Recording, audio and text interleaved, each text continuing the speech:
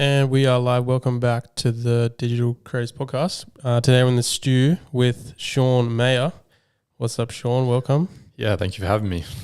So, Sean is the founder of Leelo Active, a women's activewear label that he started 3 years ago with his partner, Beth Walker. Before Leelo Active, Sean worked a 9-to-5 job in shipping operations management. He was also a part-time model. Sean grew up in Perth. Then in 2018, he was signed to Nevs Models, which is based in London. So he moved there for a year where he worked with brands such as Nike, Puma and Asos.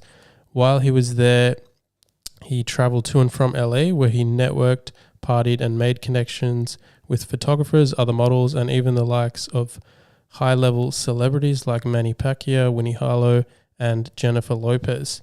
He came back to Perth in 2019 where he planned and launched Leelo Active, which started out of a spare bedroom at his parents' place. And 3 years later, it grew to a 7-figure business, which now runs out of a warehouse here in Perth.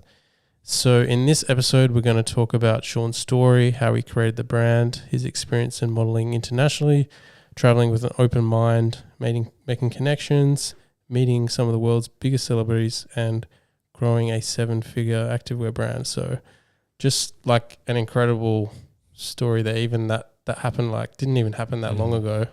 So yeah, that's pretty insane, the journey. That pretty much summarizes it.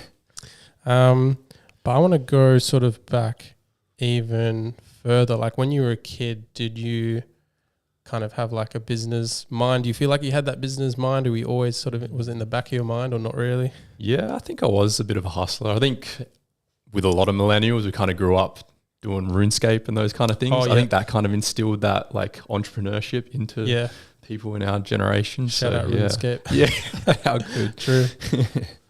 And then, I mean, was it that kind of classic story of working a 9-to-5 and then like you kind of got sick of it and you wanted to start something else? Is that where like these ideas started to come from for like running your own? Yeah, honestly, brand? I feel like it's all just kind of happened randomly. Growing up, I kind of got pushed down the line of going to university and getting a degree, which I actually ended up dropping out of uni. What degree were you going to get? Construction management and economics. Okay. So yeah, completely random, nothing to do with what I really do now. So, but I guess did that tie into your 9-to-5 that you ended up doing for a while though? Definitely, yeah, because we learned a lot about project management, so operations management within the shipping industry. That kind of did tie in, which was nice. Okay, and at this 9-to-5, like the shipping management, what does that involve? It's basically managing an operation from start to finish of a bulk import or export shipment out of any port in WA. So pretty boring stuff, dealing with like grain shipments and alumina and all that kind of stuff. So yeah. So it was like, was it you're just sitting at a desk on a computer and? No, a bit of both. So a bit of stuff behind a desk and then actually going out to the ports, going on the ships, meeting the captains. And yeah, it was pretty high pressure job, and you're managing like multi-million-dollar shipments. So there's a lot to it. Yeah. Okay. So I guess your day to day was kind of like going out there, meeting people, like checking if the shipment is all correct, like ticking boxes and. Yeah. Yep. Getting everything. You're dealing with a lot of different parties within a shipment, so you're just making sure that everything goes right. It's kind of managing time, cost and quality within that operation. That's the most important thing. So, and did you have any other jobs kind of did you ever work in retail or maybe things like that? Yeah. So before that, whilst I was at uni, I was working like casual in retail. So I worked at like supplement stores. Okay. Big into the gym. So that kind of tied in there. And then before that, BCF. So selling fishing gear. Okay. Yeah. So yeah, were you always into fitness and the gym and? Yeah. I've been big into the gym since I was like 15. I started training. So now I'm 28. So it's getting on there. It'll be almost training longer than I haven't been training. Yeah. It's getting towards that. So yeah. Okay, cool. And did you ever want to kind of work in the fitness industry yourself? Maybe do like personal training or anything like that? Or it definitely interested me. At the time, I didn't really think that there was much opportunity for me in that industry. I didn't think that you'd get paid much. I think I've always kind of unfortunately thought that way, where I was like, oh, I've got to chase the dollar. And I didn't think PTs actually made that money. But now I know that they actually do make quite good money. And I kind of regret it in a way, not actually exploring like doing personal training, which funnily enough, I'm kind of dabbling in it now, looking at getting my PT. Oh, really? PT certification. Okay, is certification. So yeah. Just like you want it sort of for fun, like a it's more of a passion thing, like a and passion out thing. of curiosity, and I think that it'll really tie into the business that I'm now running. So yeah, I guess one, like getting to know your customer, I guess, a bit more, and also maybe you have like enjoyment out of teaching people how to better themselves. I mean, I think so. I think I really want to do that. So that's the thing. I'm curious. I don't know how I'm going to take it once I jump in there, but I think that now that I've got the business, it's providing opportunity for me to be able to explore that kind of thing, you know. But yeah, I've always liked helping people, so I think that I will really enjoy personal training. But again, I have no idea until I get into it. So that's the challenge of this year, is to see if I like that. So that'll be a whole nother adventure. Yeah, for sure. And obviously the fitness aspect that ties into the modeling as well. So when did you get into like the modeling side of things? So I came into modeling quite late, I think, compared to what a lot of other people do. So I started when I was like 22. Yeah. I actually got scouted in the city by Vivian's Model Management. So they were my like mother agency for a while. So yeah, that's how that all started. I kind of was in the city, and they were doing like a scouting event, and ended up just off a whim going, I'll jump in there. And yeah. How tall are you? 6'3". 6'3". Okay, nice. Yeah. Which at the time it was very much like that. You had to meet the criteria. Like you got to be, as a male model, over 1.8 tall and all the rest of it. I think things have changed a lot now. Oh, really? Back then, it was very much, you got to meet the criteria, and I did tick those boxes. So. Yeah, I guess it depends what sort of modeling. Like I think modeling, the industry itself is like expanded into different it's so areas, much more diverse now. They really brands really are invested in displaying diversity over just having that tall, skinny model going down the runway. It's so different now, which is a good thing.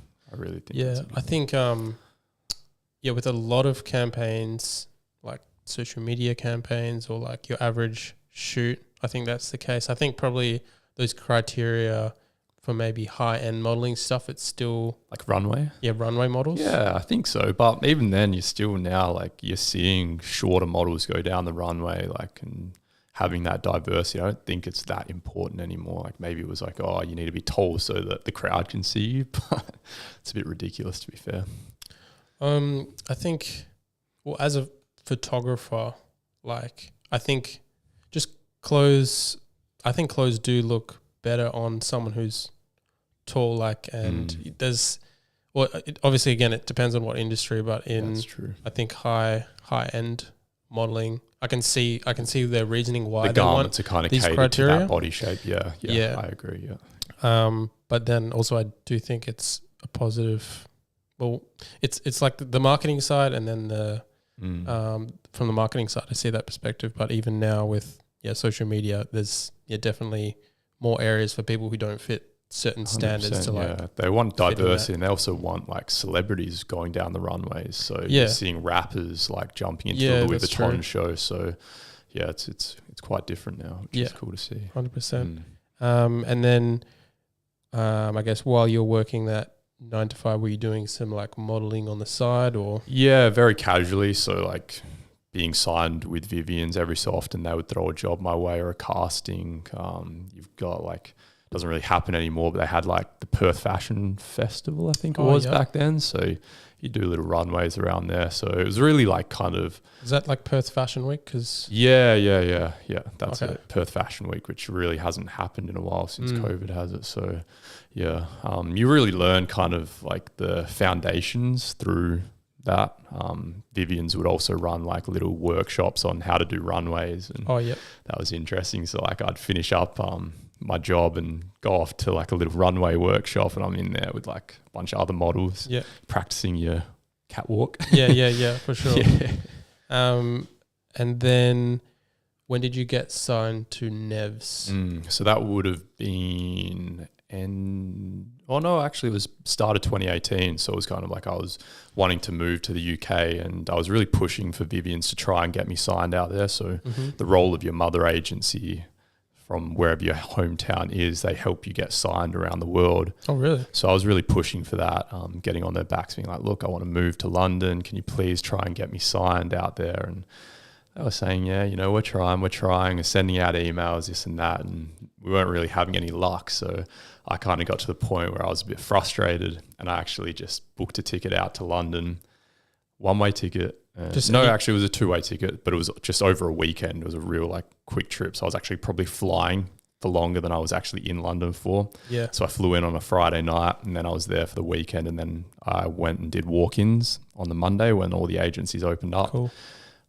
Literally just walked into these agencies, and I was like, yo, I'm from Australia. I want to move here. Yeah. Are you interested in signing me? And got knocked back by one agency, the actual first one, because I kind of built a list of agencies in London and went from like the top and downwards. And so I started at the top, and God, what was it? I think it was like Premier or one of the big modeling agencies out there. And I've walked in, I'm like, yeah, I'm from Australia. I want to get signed. And they kind of looked at me and like, all right, you've got a very commercial look, this and that. And I'm like, what the hell does that mean? They're like, you're not really for us. Like at the moment, we're kind of trying to bring in models. Niche model. Yeah, they were trying to bring in models at the time for Fashion Week. And they were like, look, we're looking for more of like an edgy looking model. Yeah, you're a little bit too, that's interesting. Yeah. You're too clean cut. You're a bit more commercial. You'd be good for e-com, this, that, and the other. So they were nice about it. At least they were honest, and they were like, look, go to these agencies. Yeah. They're probably more suitable for you. So I was like, all right, cool. But at the same time, I'm like, holy shit, I've just flown across the world, and this might not go to plan. So the reality set in. I remember I called my girlfriend. I was like, I've already been knocked back like on the first agency. I don't know what's going on. Like, and she's like, don't worry, just keep going down that list. Yeah. And so I went on to the next agency, and same spill. Yo, I'm from Australia. I'm moving here. I want to get signed. And then, they were like, so you walked in, then you actually like saw them, and you like, that's how they operate? Yeah, yeah. So you call it like in the industry, you call it walk-ins. It's literally referred to walk-ins. And they have like a little office that is there for walk-ins. Yeah. So you meet the bookers and stuff like that, and they kind of measure you, see how tall you are, take a couple of snapshots, make sure that you're made for it, I guess. Yeah. And then the second one that I went into, they were like, yep, cool, we'll sign you if you're keen. Boom. All right. Go to the next agency. Yep. Same thing. Yes. Okay, cool. Another one. So I think I got 3 yeses and 1 no. And I was like, all right, done. That's enough. That's enough to me to be able to go to London. I know I'm going to get signed. Cool. So I was particularly interested in one agency that said yes, which was Nevs Modeling Management. So I was following a few other models from the UK that were signed with them on Instagram, and I was really interested in the kind of work that they were doing. They were working for like Nike, Puma, Asos. They were doing a lot of cool jobs. So I ended up going to Vivian's and saying, look, this agency said yes to signing me, make it happen. And they were actually pretty pissed off at me for doing that. Oh, really? Yeah. It's kind of going against like the usual way that things happen. And well, because you were saying, like, it's the job of that agency. You wanted them to get you like work in London, for example. Yep.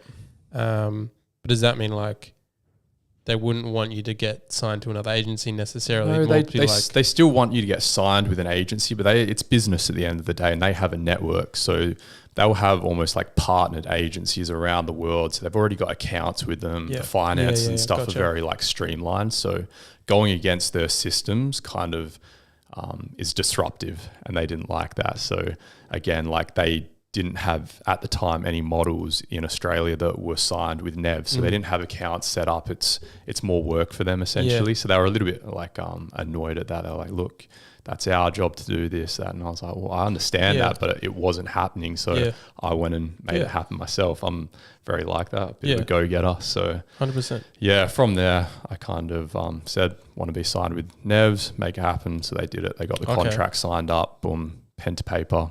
I'm moving to London. I'm going to be modelling for Nevs. So that's how that all happened.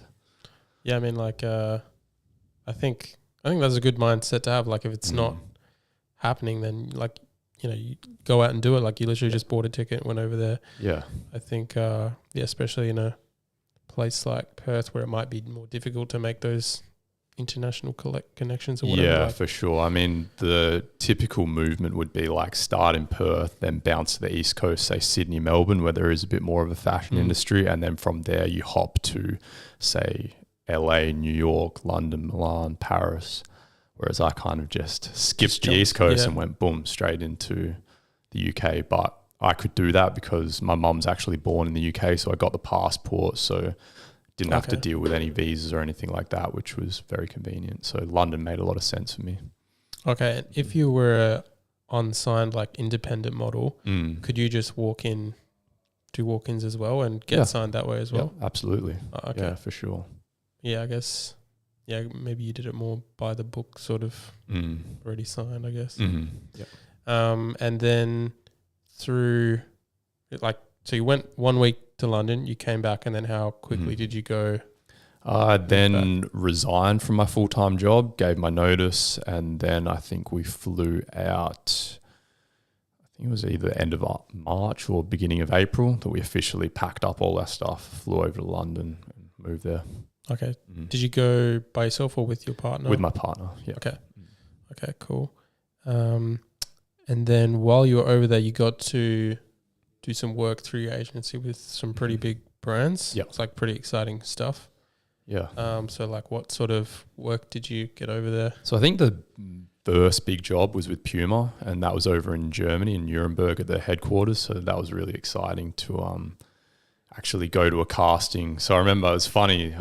It was one casting where I really didn't think I was going to get the job as well. So I'd been partying the night before and I was a little bit rusty, and it was a rare casting where it was actually on a Saturday morning. Usually it's Monday to Friday, but for some weird reason, this casting was on a Saturday morning, and I'd been out on the Friday night and I was hungover and I was going to sleep in and go later, but I was like, look, I'm just going to rip the Band-Aid off, get up early, have a shower, get down to this casting. It is what it is.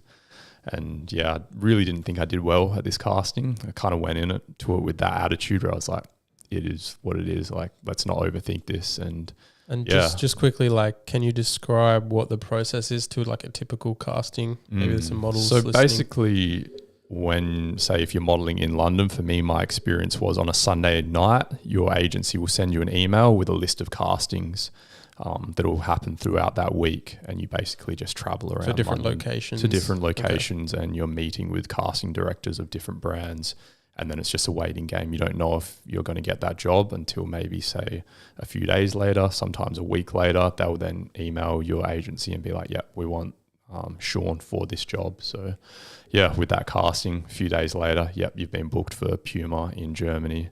Boom, you're going to be flying out on this time, accommodation sorted, you'll be flying out with a bunch of other models from the agency.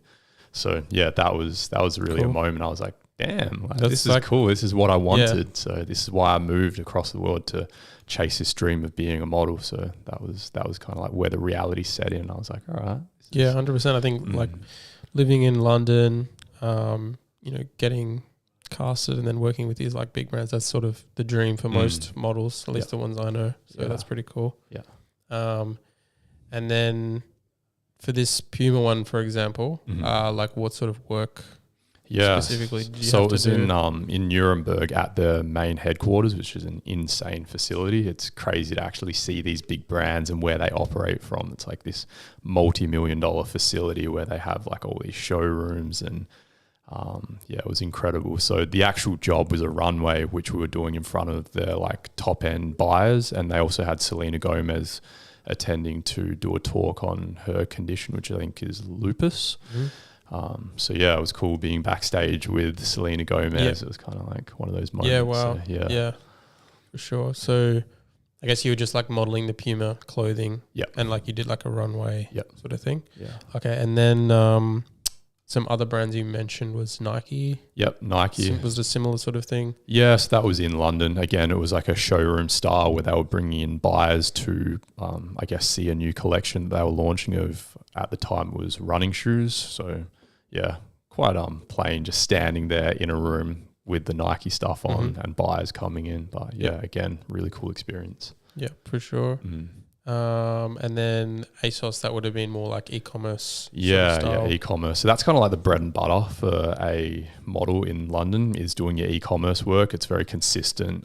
It's that safe money. It kind of comes in way more consistently. And then outside of that, you've got campaigns and runways and those bigger paying jobs. But e-commerce is really almost like your 9 to 5 for a model. Yeah. No, that's true. I think it's the same for photography.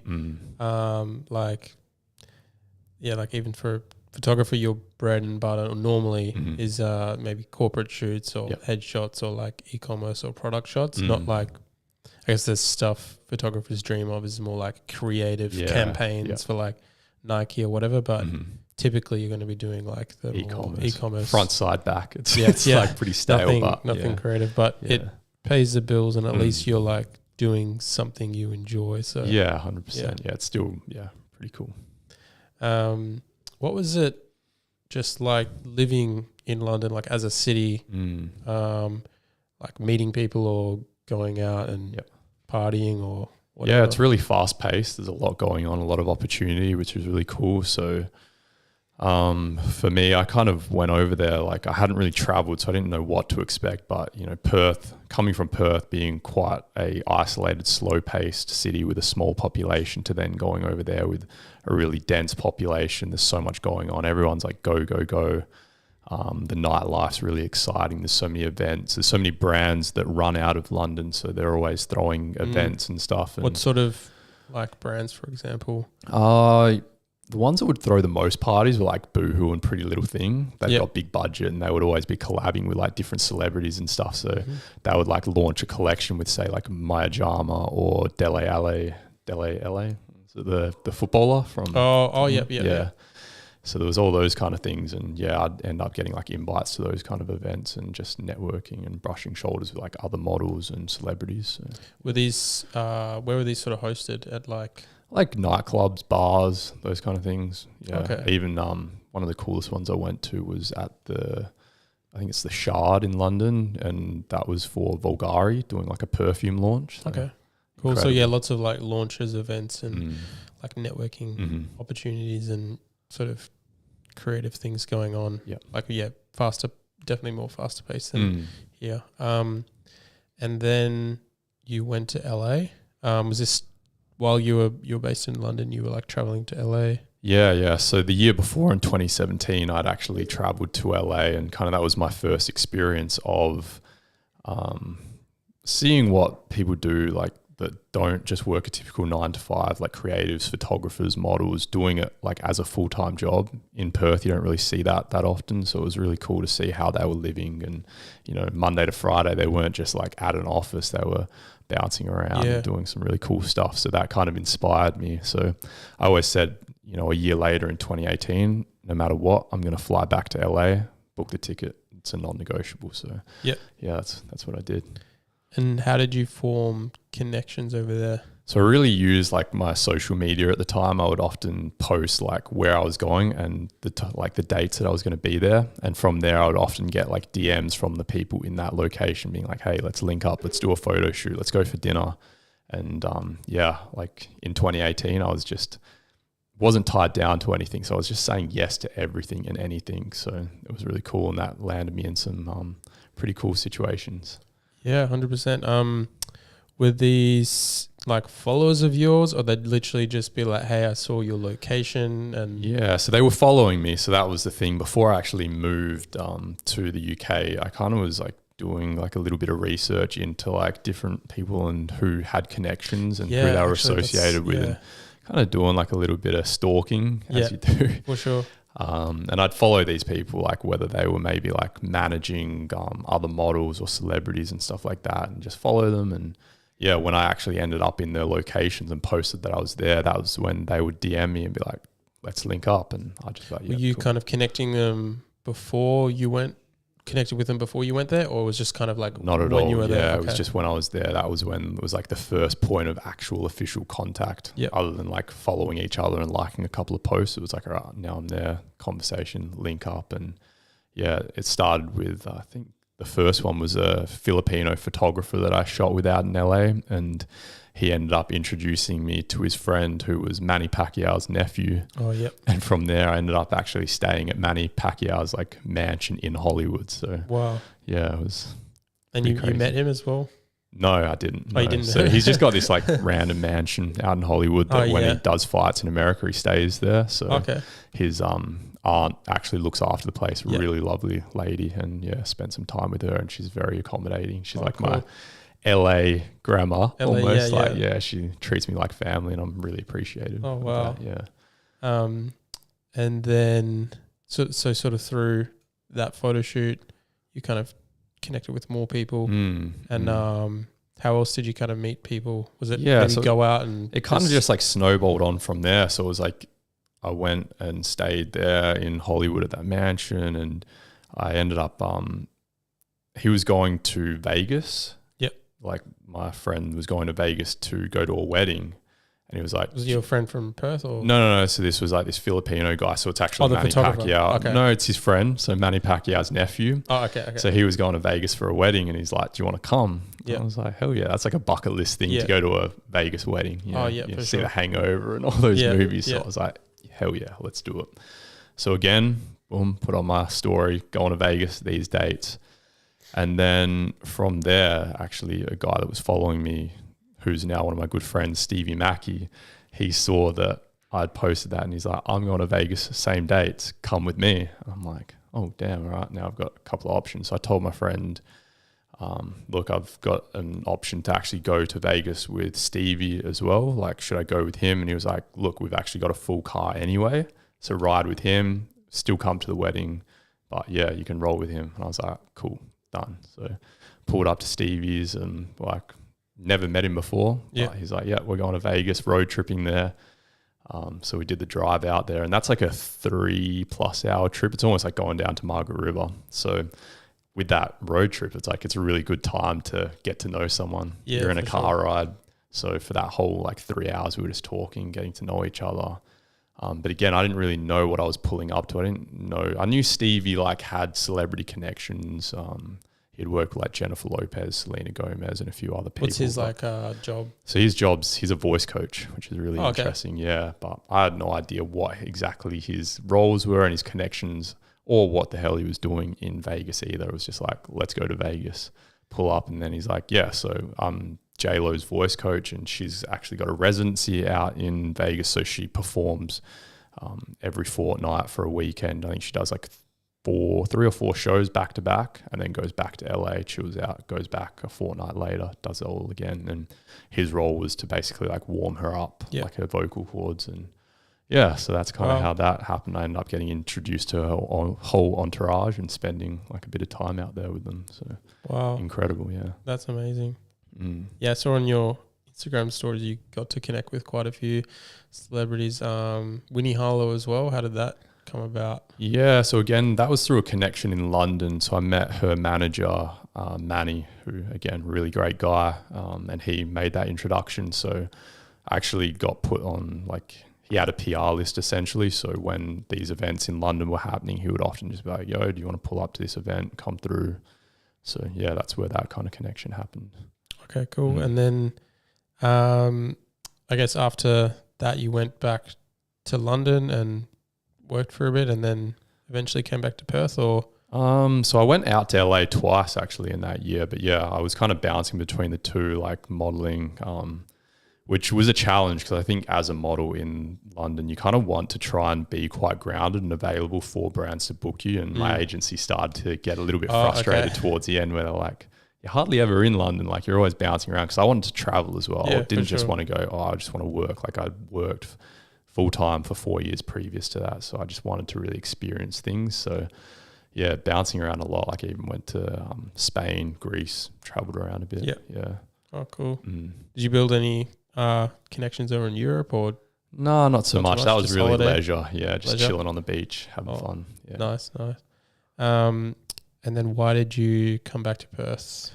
I guess at the end of 2018, I was pretty worn out. It was a massive year, like very rewarding year, amazing experience. But by the end of it, I was kind of like at a crossroads, questioning whether I wanted to continue with modeling. I think that obviously there's the glitz and glam of networking and being at all these events and doing these cool jobs, but it's also, I guess, quite emotionally draining as well, doing all the castings and trying to be like this picture perfect person for these brands when you're pulling up to the castings. And I think at the time I really overthought it because I didn't really have that much experience, and yeah, it was just a little bit draining. So I was really like, do I want to do this as a full-time thing that puts a roof over my head and food on the table? I'm not too sure. So I'd built this network throughout the year though, and I really always had interest in starting my own business.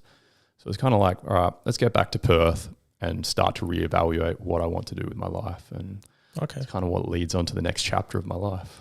Yeah, I think just the modeling industry in itself, like as a model, it's not as easy as people might think, like especially like mentally, like when people are just judging you solely based on your looks, and then you got to keep everything perfect in shape. 100%. Especially when you're a new face model, it's really like you're grinding to try and like establish yourself and get yourself into the scene, I guess. And until you're at the top, you're really just like grinding. And it becomes quite emotionally taxing. And I mean, yeah, it's great, don't get me wrong, but there's also that side to it where I think for me, like I really just, it wasn't cut out to how I thought it was going to be. So how did you think it was going to be, and then how did it sort of end up being like? I'm not too sure. I really didn't know what to expect. I mean, you see what the models at the top are doing. Like I was following other models that were constantly doing jobs and working, but you know, they had started from a really young age. They had established themselves, and that's okay, but you don't see those early days of grinding. And for me, already being a little bit older, I think that I felt like I didn't have the time. So I was trying to rush into things. That's why I was like constantly networking, trying to be in these rooms, trying to make it to the top as quickly as possible, which was quite draining. Whereas I think if you started, say, when you were like 16 or 17, you can kind of work yourself into it slowly, and you've still got those years to build. Whereas I was like, damn, I'm already 23. Okay, like, time's ticking along. Yeah. So yeah, I think there's like, yeah, definitely if you start later, it feels like there's a lot more pressure. And yeah, for sure. So then you moved back to Perth. Did you have any idea, like were you getting kind of inspiration while you were in London, or you literally didn't even, or you were? Yeah, I was getting a bit of inspiration. Funnily enough, the initial business idea was potentially doing men's cosmetics. Okay. Yeah, because doing the modeling and stuff, you're like dabbling in men's cosmetics, you're doing like shows and shoots, and you're putting a bit of makeup on, and you're seeing like other people wearing it. So I thought, okay, there might be like a bit of an industry for that. 100%. But coming back to Perth, no. Like you're not. Oh, you mean like the men's skincare industry in London versus Perth? So you're saying there's an industry in London, but not so much in Perth? Yeah, 100%. Okay, yeah, I think Perth is just behind, but yeah, for sure. So that was kind of that. Like I had the idea of, all right, maybe I'll do some like men's cosmetics. I think that it's a little bit of an untapped market. At the time it was. Now you're seeing a lot of like big brands that are in there, like Tom Ford. They're heavily invested into actual like men's skincare, and even like foundations, eyebrow gels, all the rest of it. But again, in Perth, came back, I was like, this is going to be very challenging to try and start a business here in that industry. I'm sure it would have worked, but it would have taken time and it would have been a different angle. So yeah. So went with activewear? Yeah, went with activewear. Knew what I like, went with kind of the safe play, I guess. I knew activewear, I knew the gym. Like, yeah, I guess you've been in the gym like at a very young age, so you're like seeing everybody coming in there, seeing what type of people come in there, seeing what people are wearing. You probably just having that observation. Yeah, I was way more familiar with it, and I knew that Perth had the activewear, the fitness scene. So I was like, all right, let's play it safe. Let's get into something that I know well. Yes, it's saturated. Yes, it's going to be challenging, but at the end of the day, I really just wanted to start my first business and learn. That was the biggest thing. And I didn't overthink it. I didn't go, shit, there's too many other brands. I won't be able to make it. I went, let's start with something I know and just learn from there. So why did you go with women's activewear over men's? It's a great question. I think, in my opinion, I think that women definitely invest a lot more into buying clothes, particularly activewear. You'll see them, like, for the most part, a lot of guys just throw on a T-shirt, pair of shorts, they're happy. Whereas, women are constantly just cycling through different like leggings, sports bras. They're being a little bit more adventurous, more fashion forward when it comes to the gym and how they're presented. So yeah, I thought that was a bit of an easier market. Definitely didn't align with like my passion or interest as such. Like, of course I would have loved to have done menswear, but I was like, let's start with I guess it's a better market to kind of jump into as if your first sort of business and there's a market there for it, even though it might be more saturated. I guess it might be also a safer industry to get into. Yeah, 100%. And again, like it's not like I wouldn't get into menswear eventually, but in the early days, in that startup phase, women's wear made a lot of sense. Yeah. Okay. And then, you mentioned you started it out of your parents' bedroom, like spare bedroom. Spare bedroom. Sorry. Like what did you start off with? Just ordering samples and like sampling things and seeing how it looked and it felt and. Yeah. So, I mean, this is the thing as well. For a long time, I was like following a few fitness influencers from America on YouTube that had started their own activewear labels. So from that, I felt like I had a pretty good idea on like the blueprint on how to start an activewear labels. And I was also like watching those like typical drop shipping YouTube videos on like how to source a manufacturer, how to find a product. Did you buy, how many courses did you buy? None. It was just all the free stuff on YouTube. Okay, yeah, I was just like a sponge, just laying there listening to these like podcasts and YouTube videos. So yeah, jumped on Alibaba and started to try and find a good manufacturer. And I had a list of like things that were like red flags when finding a manufacturer. Do they like speak good English? Do they understand what you want? X, Y, and Z. And finally came across one that really seemed to understand what we wanted. So we started to go through the sampling process with them, and I don't know. So that process is just kind of ordering this material. Not even. I didn't really know exactly what fabrics I wanted to go into. I kind of just, we had like a template of like a legging that we wanted to build out, which in the women's activewear scene, the kind of top selling legging is the Lululemon Align pant. That's like, they sell more, like Lululemon sells more Align pants than any other brand in the world. Like they sell hundreds of millions of dollars in this one certain product. Like, and at the time it's very, very popular. So I was like, all right, that's the benchmark. Let's work off that and try and make it better. So we kind of drew inspiration from that design and we're like, all right, that's what we want to work with. And let's like put our own unique twist onto it and go from there. And again, it was quite basic. But yeah, just ordered these samples in a few different colors, and we asked for a few different fabrics as well. We're like, all right, give us what's the best you've got, what's the most popular, and what's like probably the closest in quality to what Lululemon do with their Align pant. So a couple of weeks later, samples get sent out to us, try them on. Well, I didn't try them on. Beth tried them on. Run them through like a few workouts, a few washes, see how they go, and they were pretty spot on. Like first round of samples were like really good. Like, holy, like hell, we've hit the jackpot here. We're on a couple of little tweaks that we wanted to make once we actually went into that bulk production, but didn't even have to do another round of samples. We're just like, all right, let's just let them know that we want a couple of little changes here or there, and let's go into an actual bulk production. And did you did you start with an Instagram page, or you just started with a website, or how did you? Yeah. So again, first things first was to actually think of the brand name. Okay. So we came up with Leelo. Funnily enough, a lot of people ask me, where'd you come up with the name Leelo? Beth and I were really bouncing ideas off of each other, and we didn't want to come up with like a generic name, particularly because you're going to run into problems with trademarking. You see a lot of people just call their activewear labels these real like just generic things. I'm like, you're going to get a cease and desist in a few years. Yeah. So for us, we wanted to like play it safe, make sure that we come up with like a unique name that was easy to remember, rolls off the tongue, and ticks all these boxes. And we started to talk about like different like movies and Disney and all that. And we're like, Lilo and Stitch. Like Leelo. Okay. Leelo sounds cool. All right, let's just spell Leelo different, because Lilo and Stitch is like Lilo.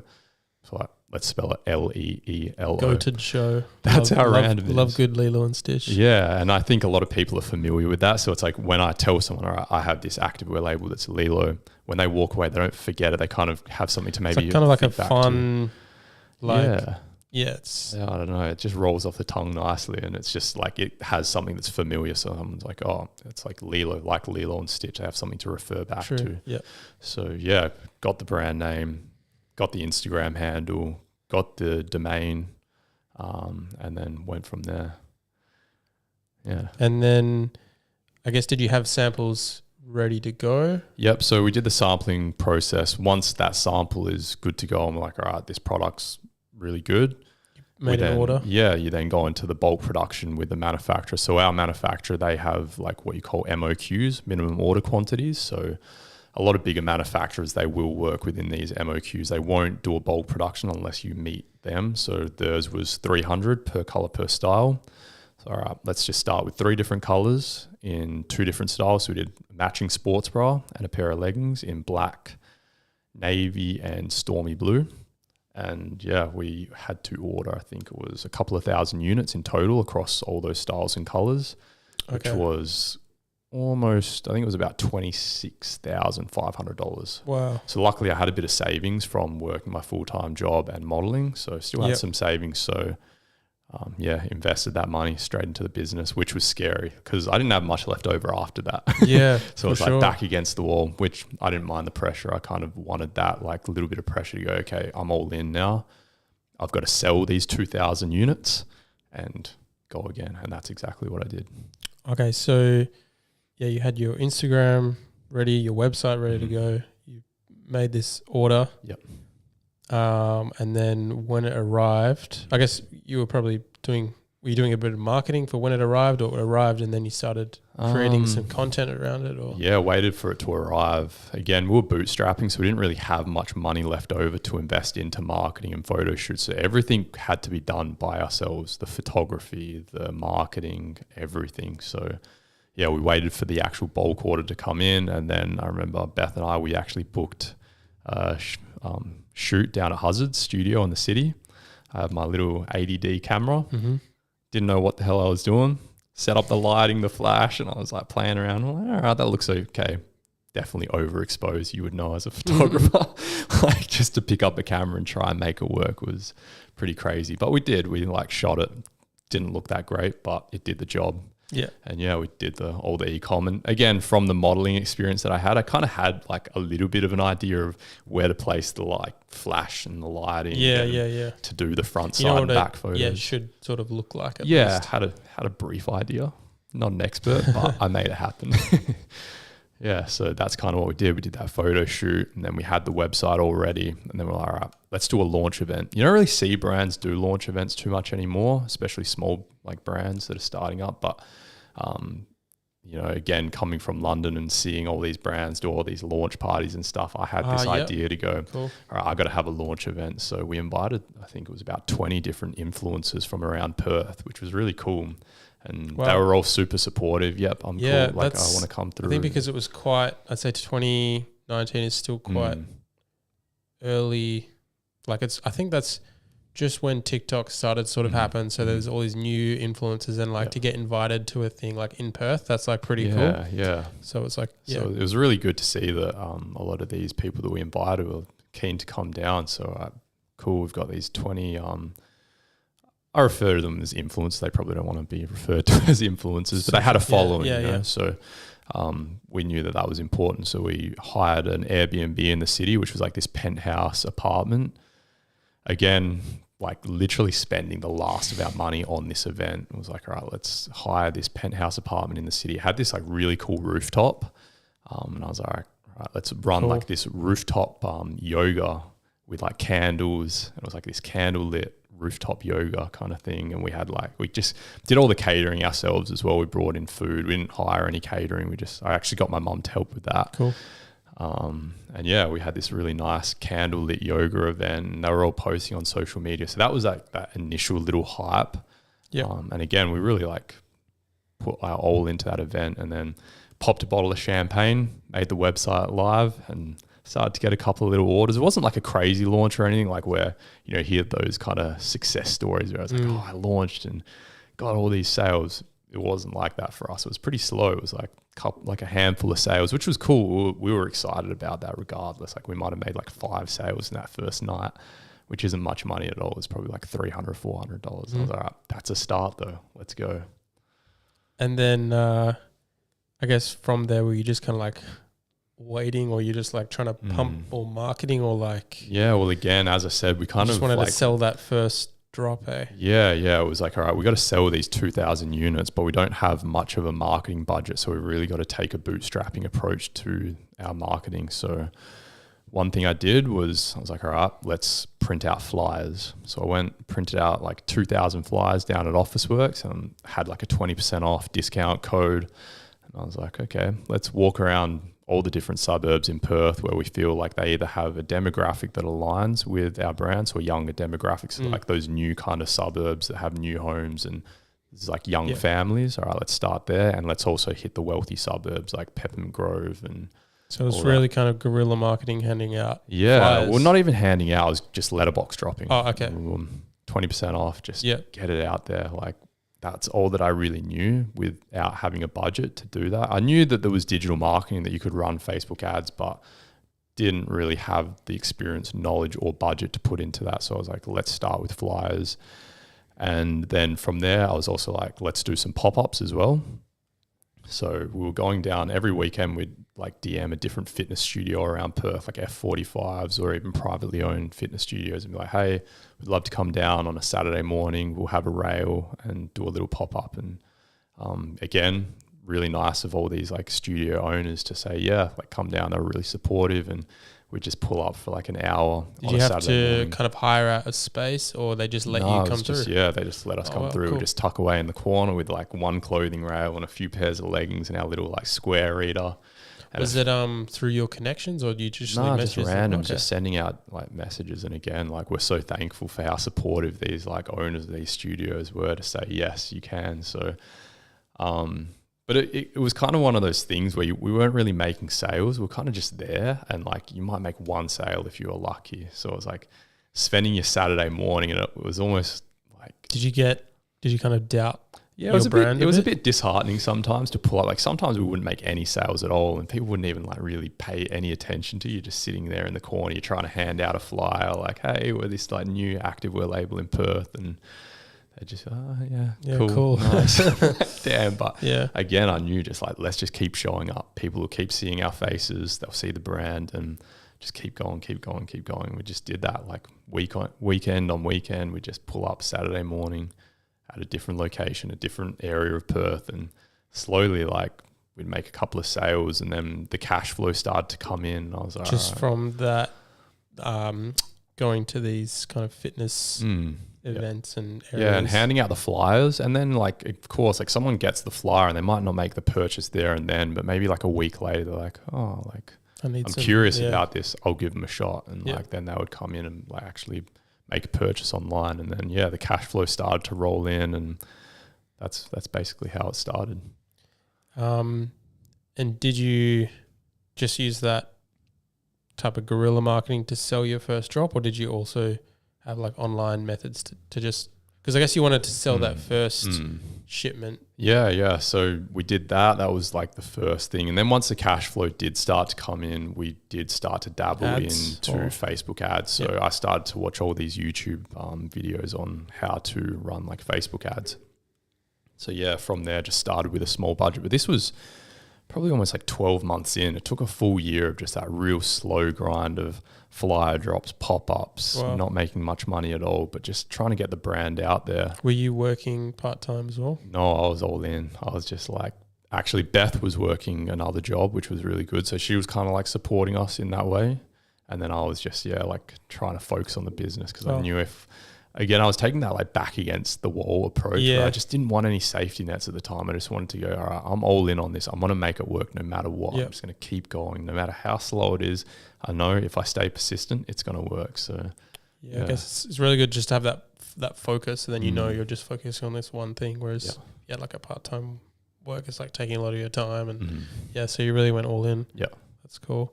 How long did it take to sell that first drop?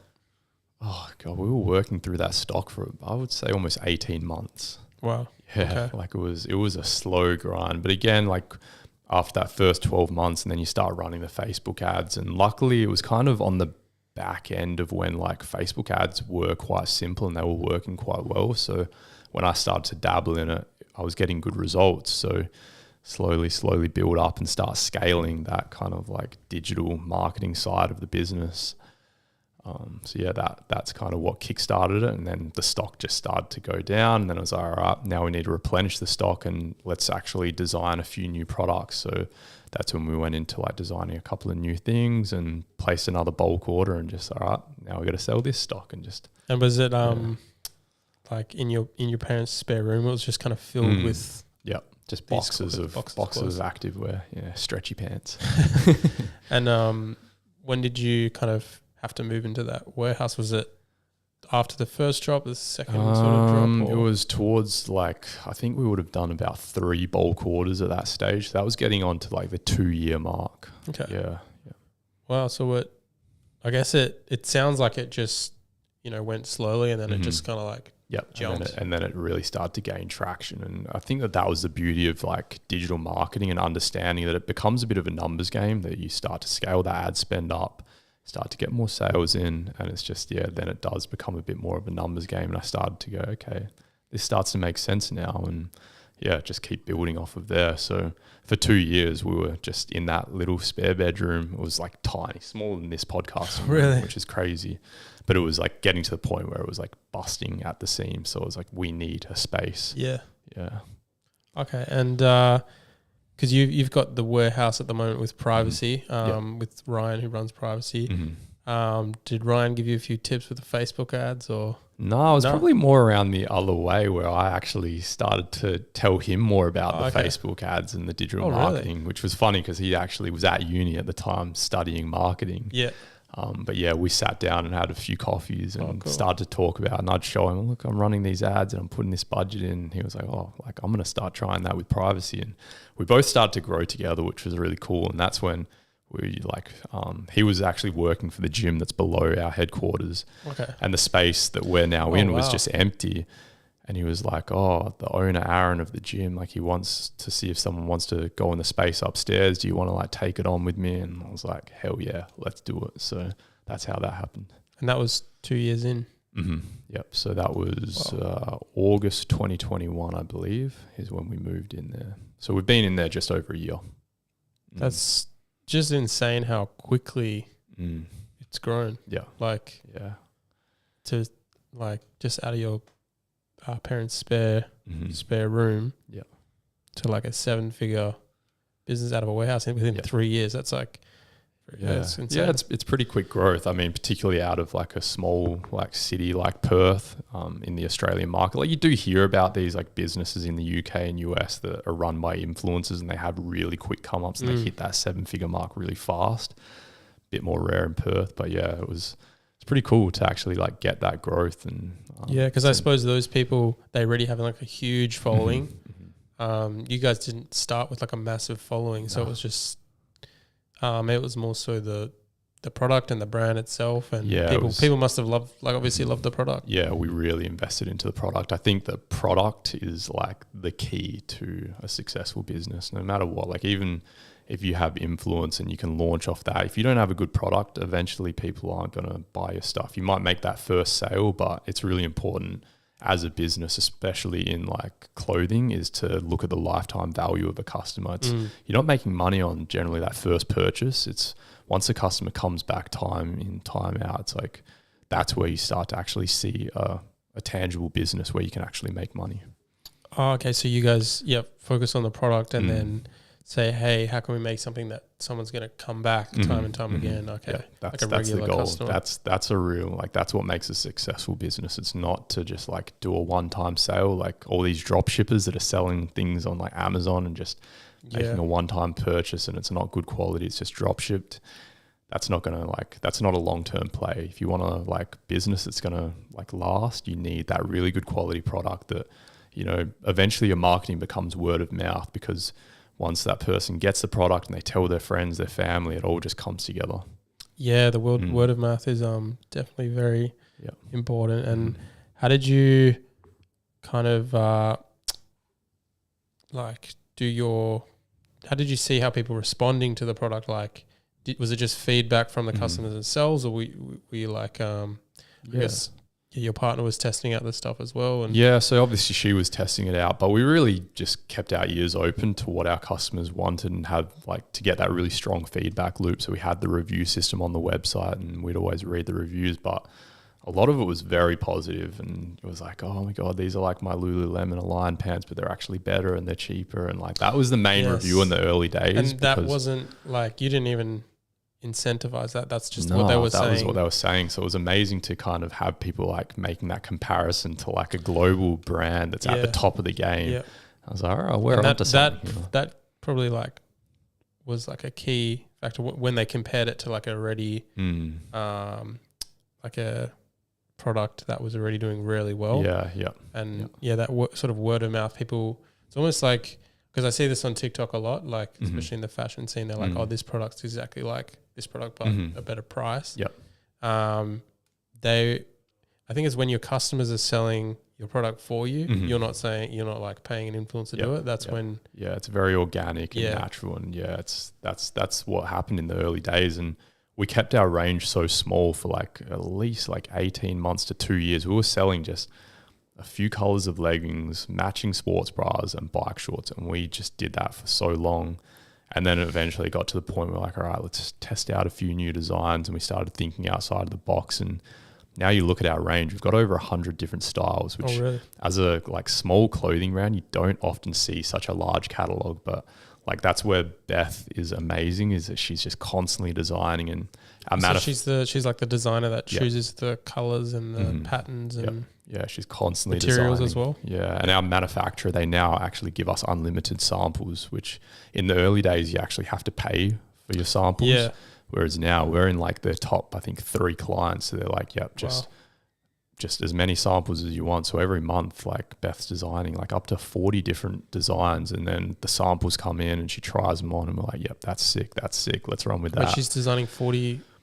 She's 40 doing 40 different designs a month. Yeah, at that's times. Huge. Yeah, it's crazy. Because our like strategy at the moment, every 4 to 6 weeks, we kind of want to do a new release, which is quite it's not a new thing, but it's very different to like the typical fashion labels that work off of like a seasonal calendar where they just do spring, summer, and then autumn, winter. Where like, and it's not just us, a lot of other like brands are doing this now, where it's like mid-season drops. It's like you're not thinking just like spring, summer, do one release, and then wait, autumn, winter, do one release, and wait. It's like it's just go, just design, keep like the customers like, I don't know, bring out new stuff that excites the customers and keep bringing them back. Because if you just if you're too slow, I mean, you don't want to swing towards like fast fashion, but you do want to like be constantly bringing out like new timeless designs that your customers are going to love and wear continuously. I think that's our focus as well. It's not to try and be too fashion forward or anything. We really want to like invest into timeless, simple designs that fit the customer really well,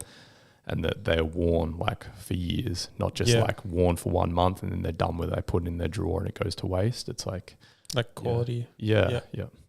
And then with the designs, are you always kind of like looking at new materials, or is it mostly like the actual visuals? Or it's a bit of everything now. So like we've got probably 4 or 5 different fabrics in our range, and each of them kind of have their own unique like things that they do. Like some are more compressive, some are more comfortable, some are sweat wicking, some are more breathable. Like there's all different things that goes into particularly activewear, because it's quite a demanding product. It needs to meet like the needs of the customer inside and outside of the gym. So it needs to be comfortable enough to just lounge around in. But then it also needs to perform well when you're doing, say, a squat, or you're doing a yoga workout or Pilates. So yeah, for sure. Also, I don't know if it was the trend of the last maybe 5 or so years when people actually started wearing activewear just out in the street. You know, that started to be a thing. And they brought out like, it's this category called athleisure. So it's like it's leisure wear and athletic wear blended in together. So that's what we're really all about. It's like that product that can be worn inside and outside of the gym. Yeah, 100%. And then I guess like, are there many other activewear brands in Perth, or like your? Yeah, there's quite a lot, particularly now. I think that there's like this like wave. It's almost like a cool thing to do is to start an activewear label. So yeah, there's a lot of like small ones that are up and coming. There's a few bigger ones as well. And then, I mean, there's ones that have like done really well and they're actually like based out of the East Coast now. So yeah, Perth's a really good place to start a business. I love it. Oh yeah. For us, like we want to stay here too. Like it's very tempting to start a business in Perth and then bounce to the East Coast because there's more population over there. There's more, I guess, creatives to work with and stuff like that. But for me, I want to try and stay loyal to Perth and be here and run the business out of here. It's challenging being in such an isolated city that's so far away from everywhere else. And like I'd say 80% of our market's actually in the East Coast. Oh, yeah. Which is more expensive to obviously be sending parcels over to the East Coast. So it comes with its challenges, but it's also, I don't know, I like it. I like how loyal the community is in Perth and that everyone supports each other. So yeah, I think definitely because like we get excited about other Perth brands. We're like, wow. And I guess maybe for someone that's lived in London and been to LA, all these places, do you think like Perth's one of the, like it is rated the most livable city, but yeah, 100%. Like coming back to Perth, it's so refreshing. Like after being in London in 2018, then coming back here and you just like take a breath of fresh air and you're like, wow, like this is a place to be. Like it made me appreciate Perth so much more leaving for a year and like being back near the ocean and like having the fresh air and not all the noisy traffic. It was like, this is why I love Perth, and it really reinforced that with me. So yeah, I think definitely if you want to connect and, you know, there's that sort of city busy lifestyle, London, LA, these bigger cities are better, but for like just living every day, it's like Perth's an amazing place.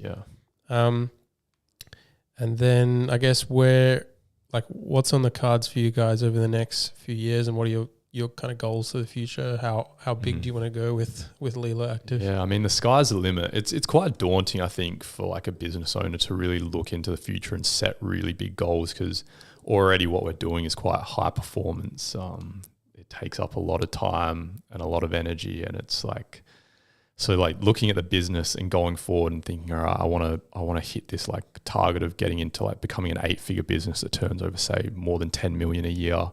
It's like, all right, that's going to take a bigger warehouse, more staff, more product, more that just like more, doing more, which is scary, but also exciting. I think like I'm up for the challenge, but I've had a few people ask me like, how big do you want to take this thing? And I'm like, I'm not sure. Like I really want to take it to like, I don't know, the sky's the limit, but at the same time, it's like, all right, how many staff do I want to manage? Because that's a thing that we're now getting into. We've actually hired a small team. We've got a team of 5, and it's like that comes with its challenges, actually having to manage people and like give them responsibilities and delegate. And it's like, all right, like from there, building a bigger and bigger team, that's daunting. But I think now that I'm trying to like really invest into watching what like other business owners do that are like way above me and how they operate. And a lot of them say, you know, it's harder in the early days because you don't have like those layers of management where other people can come in and help you. Like in the early days, you're really doing all of the management, but at some point you can hire a manager that then helps you manage the people. And it's like,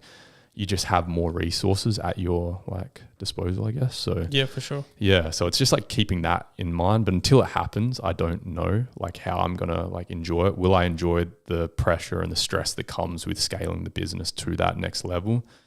I hope I do. And I hope I'm up for it. Like, but at the moment, yeah, I'm just going to take it as it comes and just keep doing what I'm doing. I think that that's the thing with business is that you've just got to keep doing more. Yeah. Yeah. 100%. Yeah, thank you so much, Sean, for coming on the podcast. It was just amazing to hear like your story, your background story, and then to grow Leelo Active like in the last 3 years to like 7 figures. It's just amazing. So yeah, thanks so much for coming on. Yeah, all good. Thank you for having me. It's been really good. And what are your kind of Instagram handles for people to check out? So you can follow Leelo. It's leelo.active, Leelo.active on Instagram and TikTok. And then my personal is Sean Meyer, SEAN_Meyer, MEYER. So yeah, give us a follow. Sweet. Thank you so much. Thanks again. See you next time.